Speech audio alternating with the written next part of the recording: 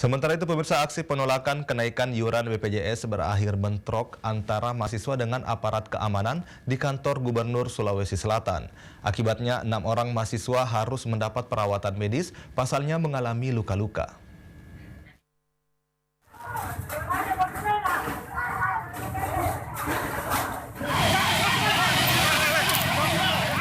Aksi unjuk rasa menolak kenaikan iuran BPJS di depan kantor Gubernur Sulawesi Selatan berujung bentrok Senin sore.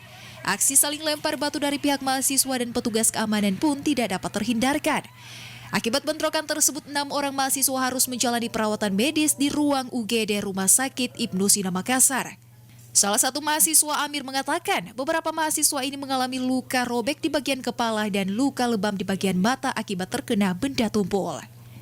Beberapa orang yang luka pecah di bagian kepala, depan, belakang, dan beberapa lain yang memar di bagian muka, dan satu orang lainnya itu tidak sadarkan diri sampai sekarang, terkena lemparan batu yang dari arah dalam kantor gubernur.